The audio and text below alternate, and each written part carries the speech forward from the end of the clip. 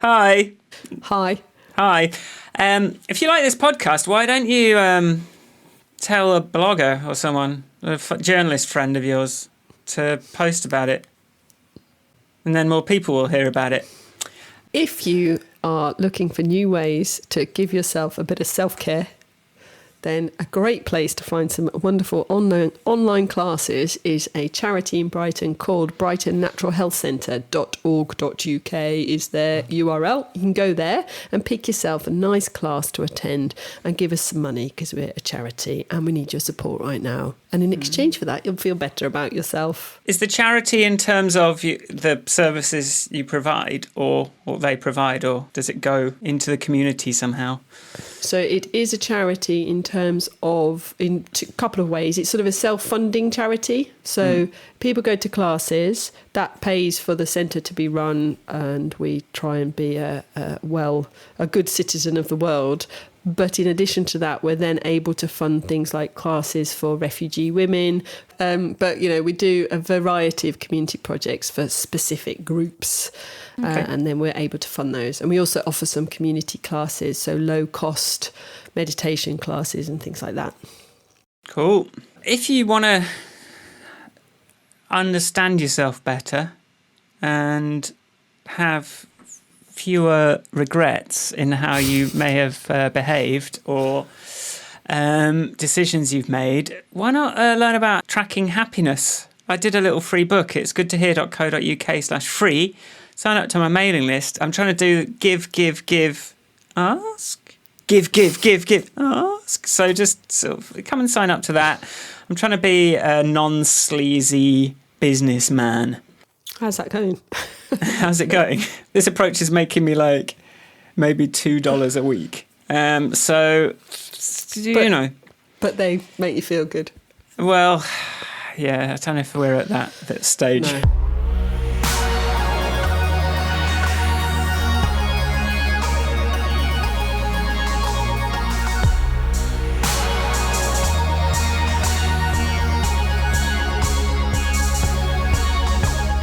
Hello and welcome to Michael and Ivanka's Grand Podcast, a weekly chat between two tech industry veterans, one in London, that's me, and the other one in Croatia, that's Ivanka, living on a beautiful island where I sit in a sweaty room that's 30 degrees, and we've only just started. My name's Michael Forrest. And I'm Ivanka Magic. I'm really yammering on today, aren't I? This week, we're going to talk about Fairphone. We are. Yes. And just ethical technology, because, I just got a Fairphone, finally, because I got paid this month. I was like, I can finally get an Android phone to test on, so I should get a Fairphone. So I've got this Fairphone 3. It's not going to be my main phone, it's a testing phone. But also, I've seen a lot of stuff around the Black Lives Matter. I saw a lot of, websites for sort of developer technologies that was sort of showing their support of it. Even I typed something on the command line and I got a Black Lives Matter where I'd usually just get a load of terminal spam, things like that. Also, it's been WWDC, Apple's developer conference this week. So we've seen from Tim Cook and we've seen from sort of Apple's perspective on all this, and it's a good time probably to reflect on their practices. Yes, I think the Fairphone makes you think about lots of things, I think, especially because I have one too. In fact, I have two, but one reconditioned, an older one. I think it was a Fairphone 2. And I now use it as a music playing device in the house. I have to say I struggle to use it as a phone, but I've now got a new one and I do use it as my main Croatian phone. What? Yep. This is madness. More and more. Yeah. I like it a lot, actually. But yes, and I think the Fairphone makes us think about lots of things, especially in the context of Black Lives Matter and the fact that it's not a current thing. There is a lot of history about what got us to today, and I think the tech world and the devices we use still are not necessarily being good citizens in that regard. Yeah, and if you're not quite sure how this connects, just remember that there's supply chains for all the elements, all the metals and things that are in these devices come from somewhere, and often there is someone with a machine gun pointing it at basically slave labour at some point in that supply chain. So, if you want to think about colonialism and Black Lives Matter and things like that, obviously it's all very connected.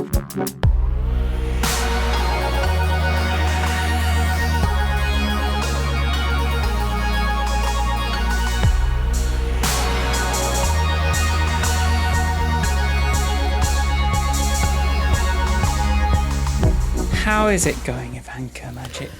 I had a lovely weekend last weekend. We took ourselves off and wild camped for the weekend. Weather wasn't brilliant because we've been having funny weather around here, but it was very nice to be away, to not be near any electricity. We found this lovely spot, and it was just nice to lie in a hammock and have chats with each other. And let the fiacre take hold. I'm not entirely sure how well the 5-year-old responded to the not doing anything. But so we did a lot of swimming. But then after a while, and I read a lot of stories. But yeah, it was really nice not to feel compelled to do any chores. That's the one thing about being at home, even if you're having a day off. There's always some chore staring at you out of a corner somewhere, going, fold me, sweep me, dust me, clean, whatever it might be. So I like camping for that reason. So yes, I had a great weekend, which set me up rather nicely for the week, I feel. So what about you, Michael? Splendid.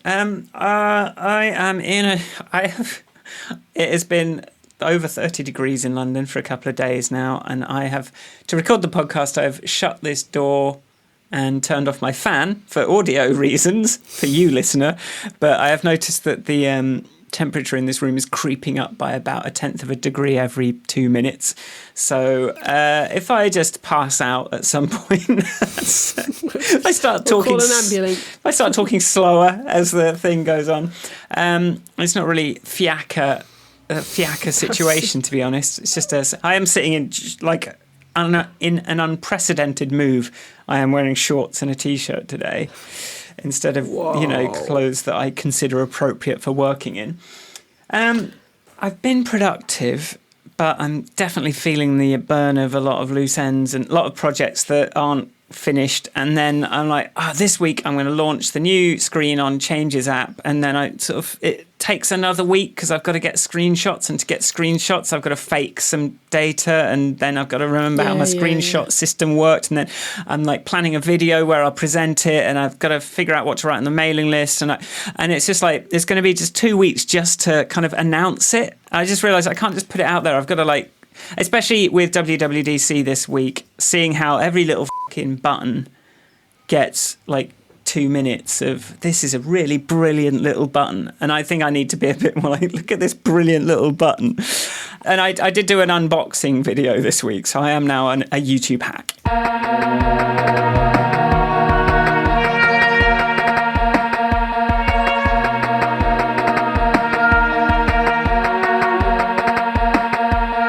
Did you know about Fairphone before that meaning talk that we saw? Oh, yes, I did. I knew about them from when I was at Ubuntu.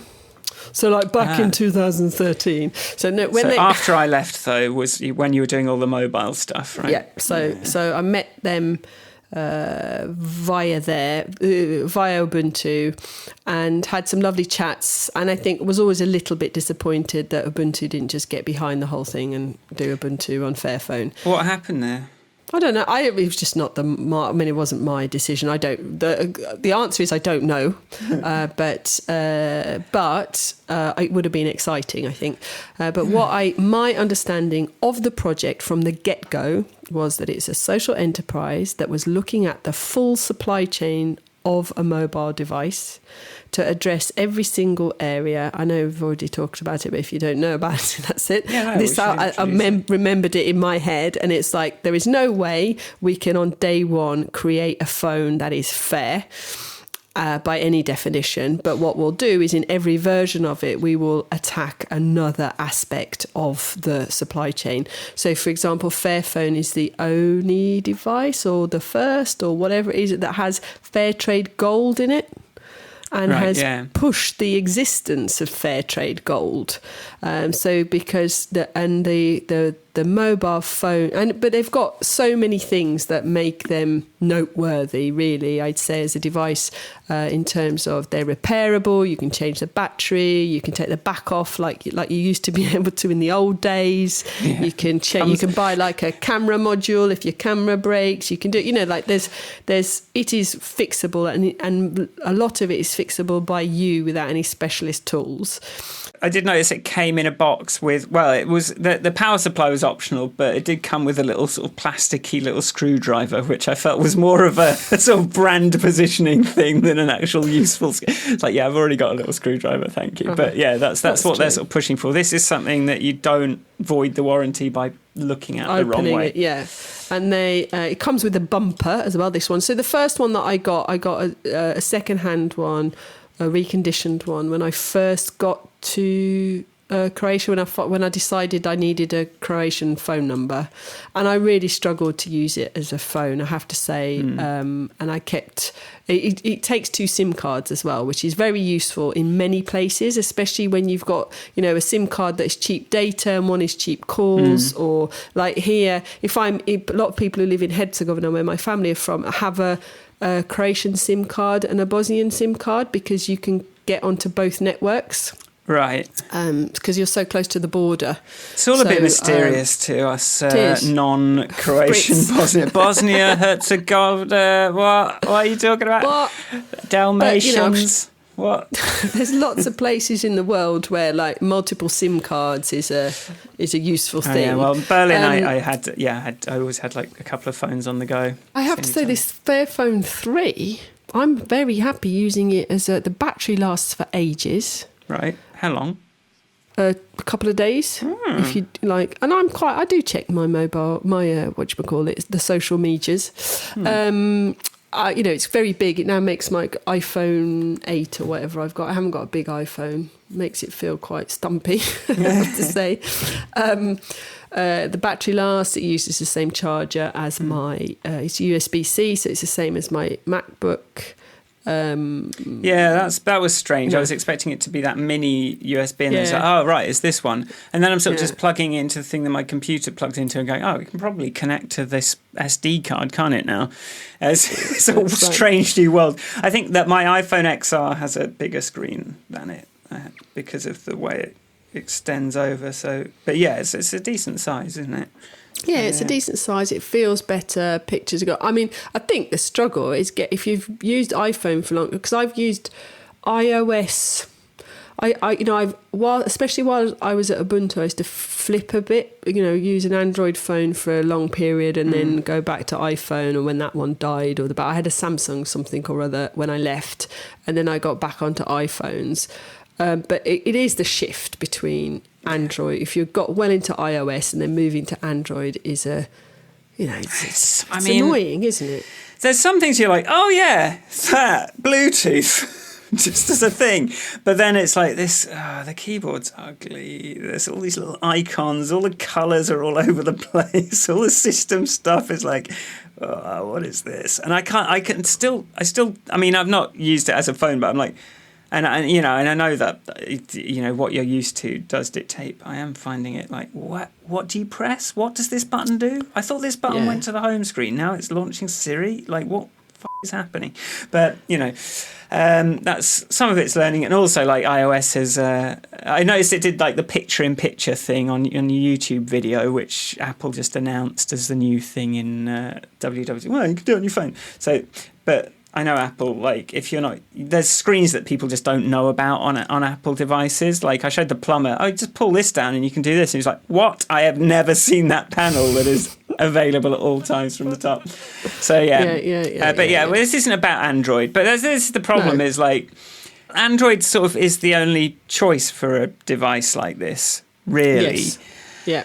Yeah. Because unless you've got the clout of Apple, who just announced this whole thing, they're now making their own Mac chips, And like so much of what they were talking about was how like all about this migration from Intel processors into the new Apple processors and what that's going to involve, and like really like, and it's going to be pain for everyone for a long time to get everyone onto Apple's chips, just so that they can have like a little bit of the chip that does machine learning and a little bit of the chip that does, basically say, and then you'll be able to run iOS software on your Mac natively, kind of thing. That's what they're going for. But it's like, they're just like, absolutely, they want to control absolutely everything, and they don't want anything to be a standard when it comes to their products. Yeah. Which means if they're not at the bare minimum duplicating the efforts of Fairphone, which I very much doubt they are, then those of us that want a phone that's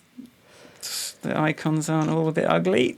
I think Apple do, on the sort of like, how they have these ethical devices, grids and measurings and things. Apple do very well.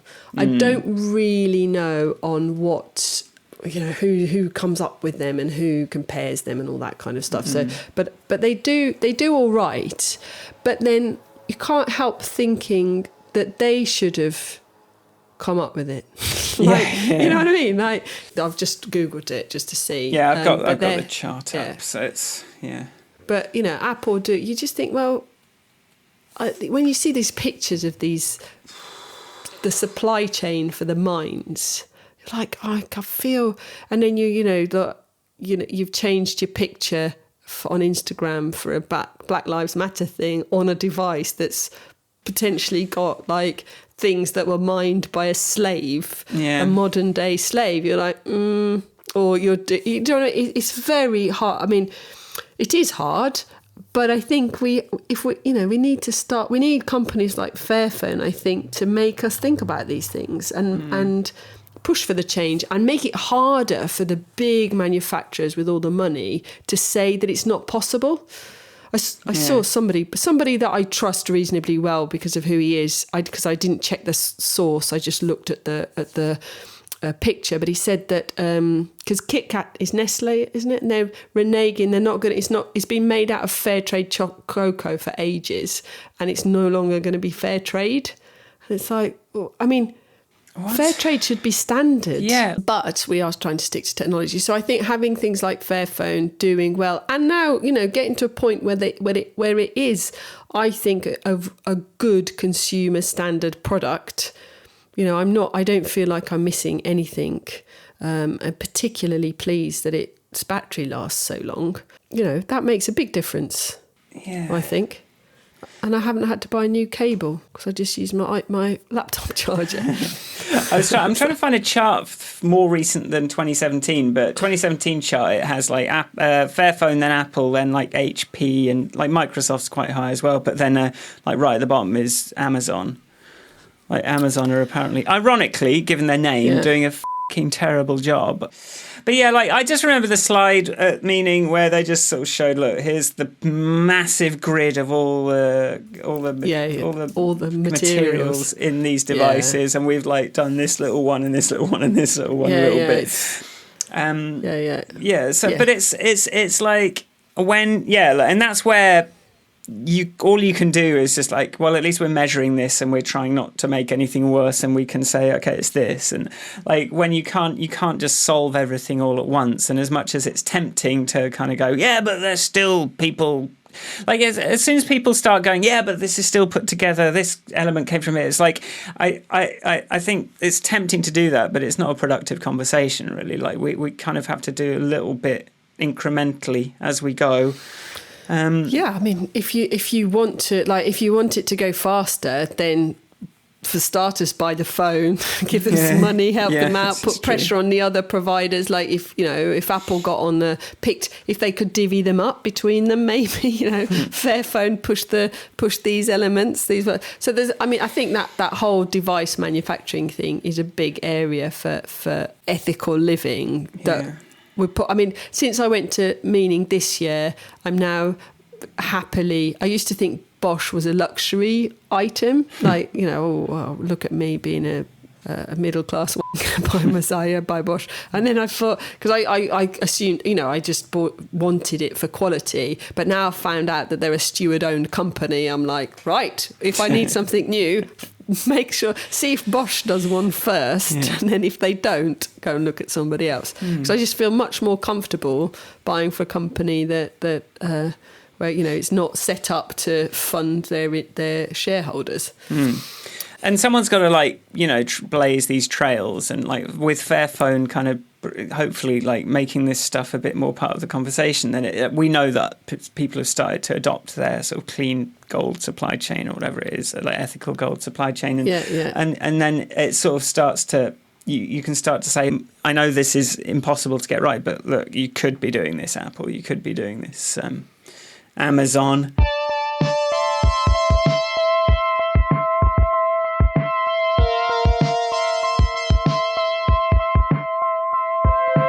I suppose we could touch on my efforts, which I talked about it last year, but it's gone a bit stale now because I'm doing something else. But it's as a small company, I did put some thought into if I wanted to make a hardware product, how I would approach that. And I do have a YouTube video on that, which I'll link to, which is more sort of describing what it is. But I did sort of touch on my solutions as an individual sort of maker type, trying to sell a few of something, ways that I could do, just at least be mindful of this stuff. And I do think the repairability, being able to replace parts, being able to reprogram something and kind of give it a lot. So I love these, there's some music. There's a couple now. I just got this new synth this week called Synthstrom Audible Deluge thing. And it seems like it's another thing like the Teenage Engineering OP1, where basically the hardware has not changed for 10 years of this Teenage Engineering thing, but they've been putting a lot of software updates, and it sort of keeps this really interesting bit of kit alive. And a lot of the time, I think we're at the point with technology that the form factor is pretty much, it doesn't need to change that much. It's not like it's going to change size and shape and it's going to flip and then it's going to fold, and then it's a form factor can be stable for a few years now. So why not make it so that it's a high enough spec that you can keep pushing out updates to the software and the firmware to make it do new things, rather than making people replace the whole bit of hardware. But also, the Fairphone approach where you can actually interchange components. And then my approach on my thing was okay, well, I'm going to find, instead of getting some custom PCB made and custom specific chips and having to kind of buy all the different things, why don't I try and do this based on a generic, an Arduino board that is really easy to use, and then if someone can just replace it with another one really easily, because these things are mass produced, and and I think that I don't know what Arduino's record is on responsible supply chain, but you'd hope it's decent. That's a good question, actually.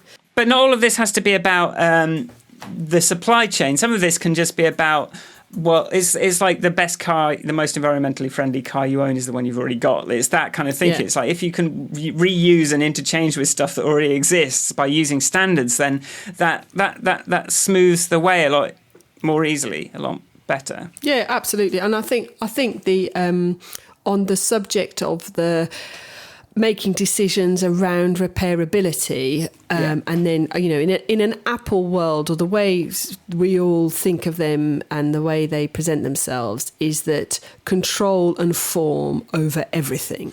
They say we want to make the best product possible, is what they kept saying. Is that what they say? It's got to be the best, and to do this, we have to control the hardware and the software. Even though, but we need to talk about what best means. Yeah. It's what? Well, I'm seeing tweets of someone and I'm having this problem. Someone's showing their Steam library, so all the games that they bought over the years. All of them are greyed out. 90% of them are greyed out because Apple stopped supporting 32-bit architectures anymore.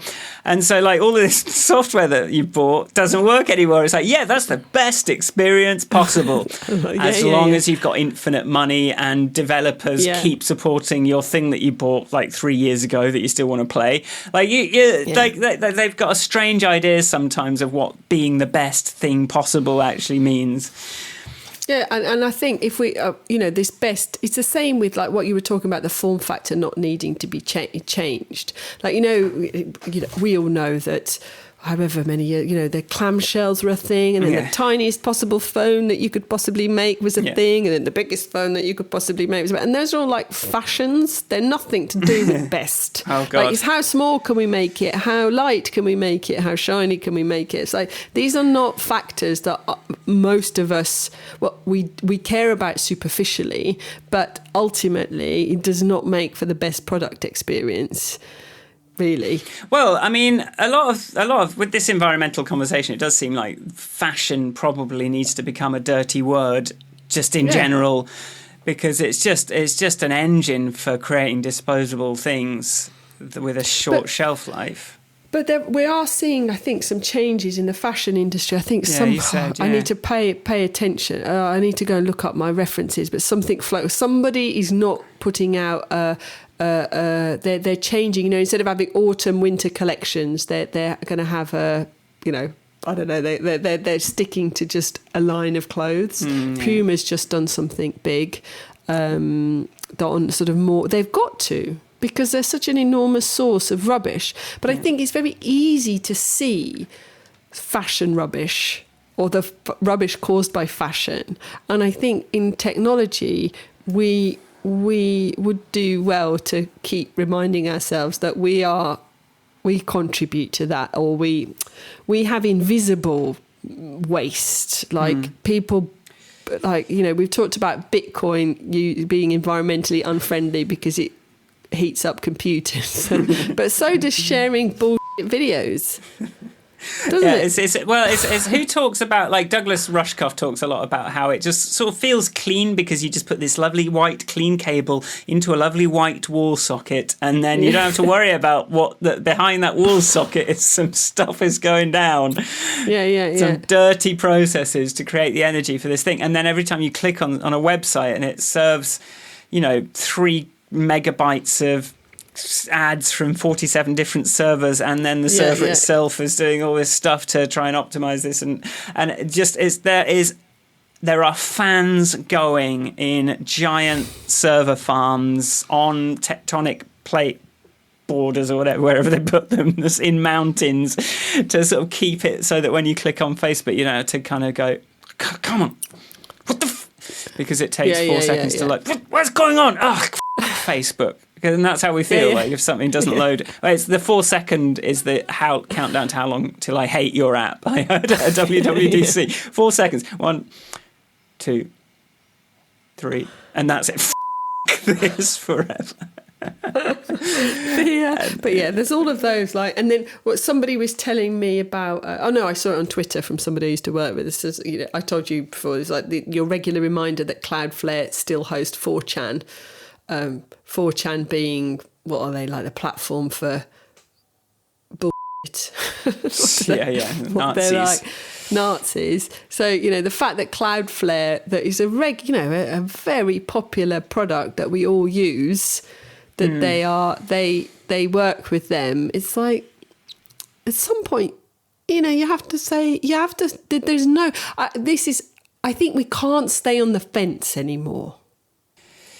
Yeah, there are some wrong things, and they have to be called out for being wrong, not just going, oh well, everybody's doing their best and da da da da da. It's like, which is what what we've been talking about with the difference between not being racist and being anti-racist, or not being we've not got room, we've not got time anymore for people to be polite. It's like just. You're either up for this making the world a better place, or you're not. And if you're not, there's no place for you here.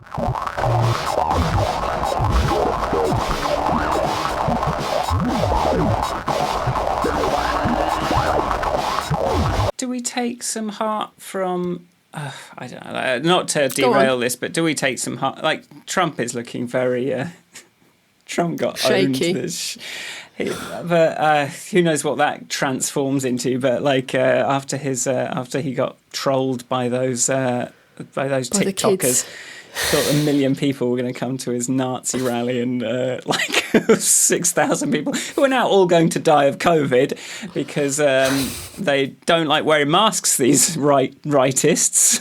For some reason, these people that like Trump don't like wearing masks. It's going to be the ultimate flipping Darwin, odd. Whatever. And they had to sign a waiver to say if they caught COVID, they wouldn't sue him. It's like, what point? Yeah, like to go in, they had to sign a waiver saying they promise not to sue Trump if he gives them COVID. But yeah, I'd love the fact that the TikTok kids smashed that up.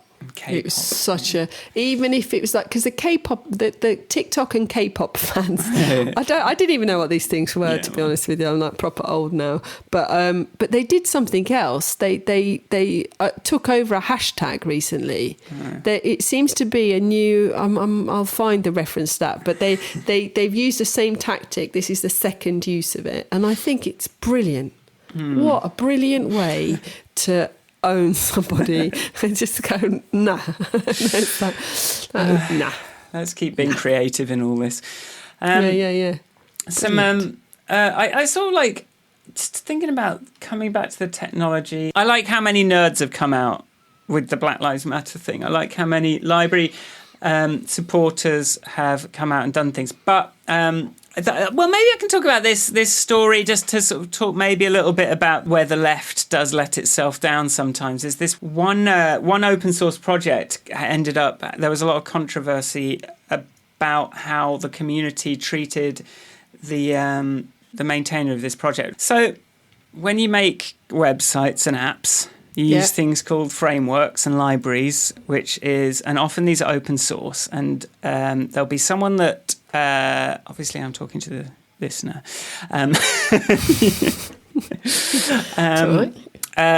So when you want to bring in someone else's work into your project to solve some little problem that you have or some little feature that you want to add, there are things called repositories and open source projects and communities around those projects. So someone will start it. So that's called the maintainer of the project.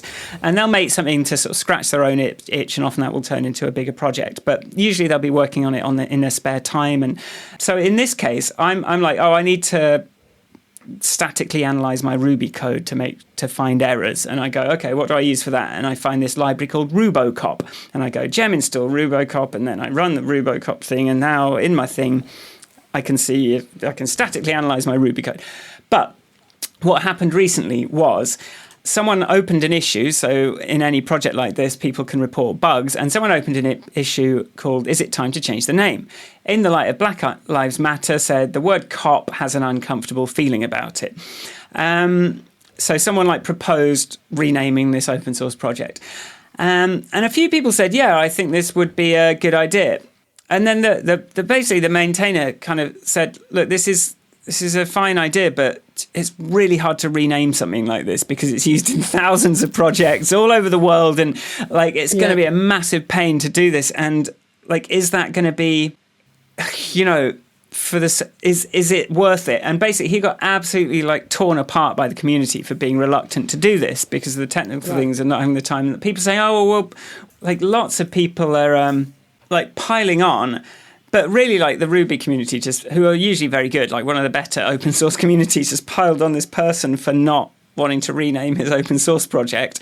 And it was, I'll link to the blog post, to the comment where the guy was like, guys, I've just woken up and what is this? You're going absolutely hate it at me because I said I didn't want to do this thing. What do we think? Well, and this is in a culture where lots of open source projects have been trying to do things to change there's a lot of awareness in the software development world around all this stuff and wanting to help. I think honestly, my first reaction when I heard Rubocop I was like, oh, I can't name. I was like, I didn't think of it. There's that sort of like, and now that then you told the issue, I was like, before I answer that, I was doing some research interviews this week, and one of the people I spoke to was talking about the naming of things in particular, and it was talking about something like, and the provenance of things, because I think it's one thing. So he was talking about the Rhodes Scholarship, which is I don't know if you're familiar with it, but it basically funds people from all around the world to go and do postgraduate stuff at Oxford University. So it's done much good. But the original money came from Cecil Rhodes, who was a proper British imperialist with a sketchy... I don't know enough about him other than to know that there's much sketchiness in his past. And see the South Africa one? Yeah, the South Africa one. I saw that Ramesh Ranganathan talking to a South African guy who's taking him around and going, Cecil Rhodes, yeah, it's brilliant. He was a millionaire by the time he was 18. And it's like... And it like really admired this colonialist. Obviously, he was a white South African. Really admired this colonialist guy because he got rich. And I was like, do you not realise that you don't get to be that rich unless you've got some privilege going on? He wasn't just a genius. Anyway, still very great, much admired. So he did. His money has been used to put lots of people through. Like, I think alumni are people. I'm looking at Wikipedia now for help here, but they've funded people like I think Bill Clinton has been a beneficiary. I'm trying to look at some other. They're all Malcolm Turnbull, not sure, anyway. So there's some people that get some money, and it's helped some people do some studying, and I think there's much to be argued. I'm being very dismissive, but I think there's much to be admired in the use and the application of the money, but its provenance is dodgy, to say the least. And the person I was interviewing he was like, well, you could make, if you really wanted to, if you were clever and the Rhodes Scholarship, and you could change the name and make a big deal about changing the name and use it as an opportunity to educate more people about why we need to be more aware of people's histories and what they did and the past and how that has influenced the present. It's an educational opportunity, whereas something like so I think names are very powerful things, but I think having I'm assuming in the example you're listing, I think having the discussion about the name is probably more powerful than changing the name. And let's not demonize someone overnight because they were reluctant to do something that is very technically complicated. And it's very hard to find time for. And we know and it's you're disappointed that this guy didn't have the same passion for this or enough passion for this to kind of go through that. But you don't have to be a twat about it. And I think there's a lot of leftist twattery, isn't there? Around oh, well, you're not doing enough, so we've just got to destroy you.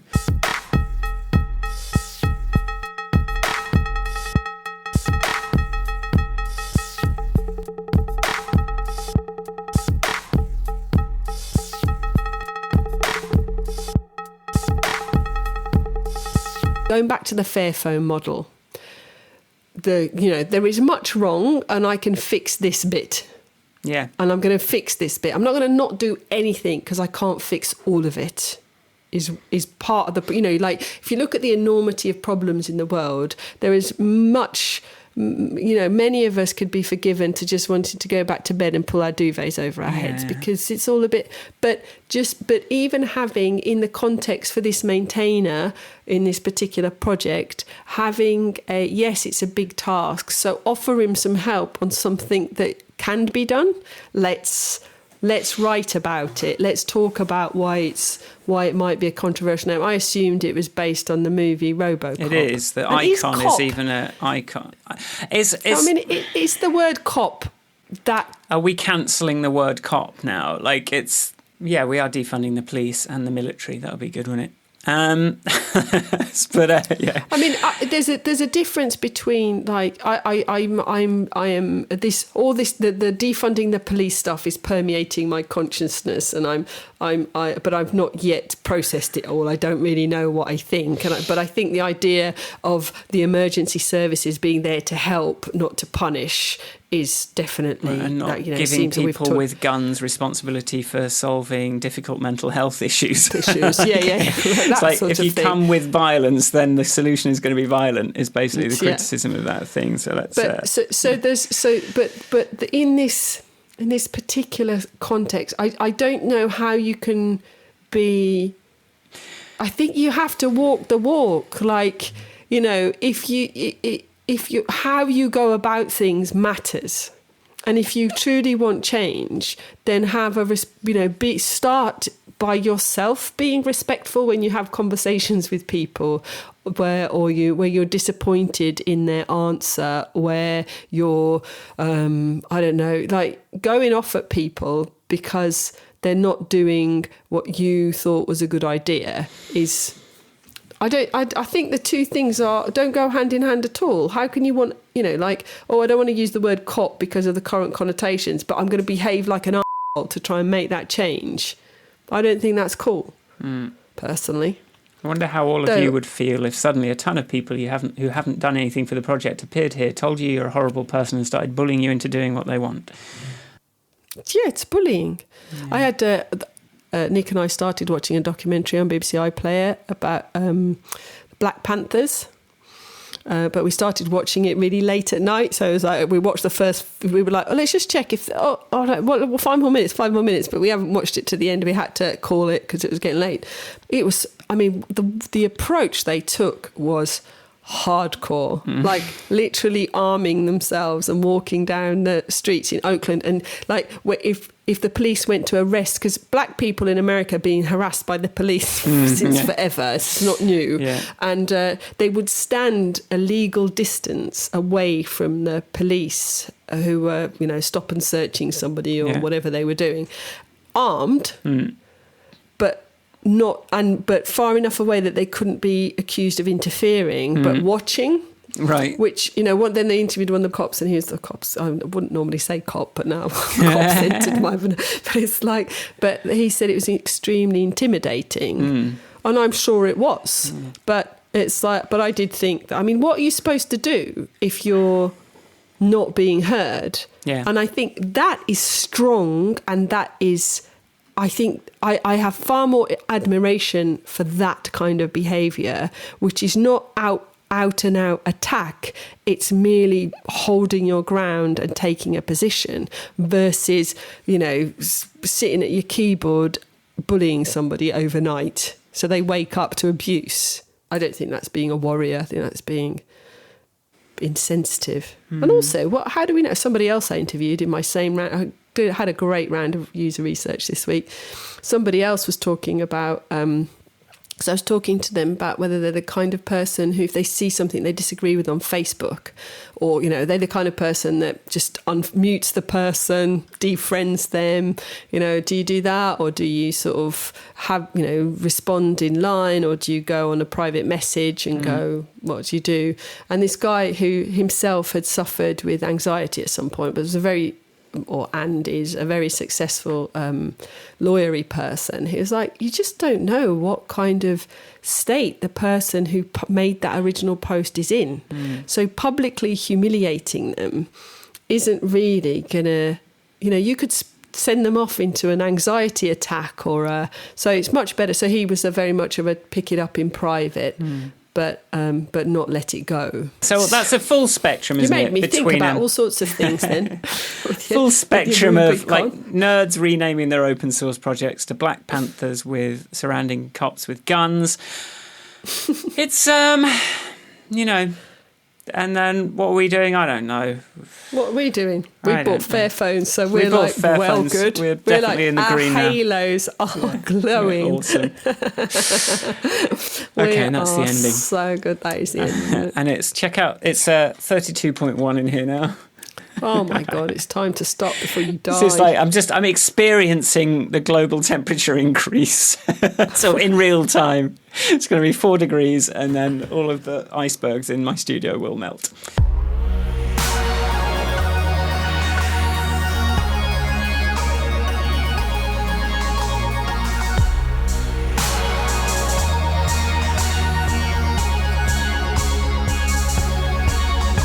Thanks for listening. If you like the podcast, go to grandpodcast.com and make sure you're subscribed. There are notes underneath this, so you can click on everything that we've talked about. I think this one should have a few links in it. Sometimes they don't, because it's just us yammering from our brains, but sometimes you can see the ones where we've actually talked about stuff that exists. Where can people find you, Ivanka? People can find me at Ivanka on Twitter. Find me at Michael Forrest on Twitter. And goodtohear.co.uk, and the music is mine, michaelforrestmusic.com. Thanks for listening, and tell your influencer friends as soon as possible. Yes, please do. Your TikTok famous person, your, whoever, Reddit poster who always gets good traction. Please, just tell them. All right, see you next week. Bye! Bye, bye, bye, bye, bye, bye.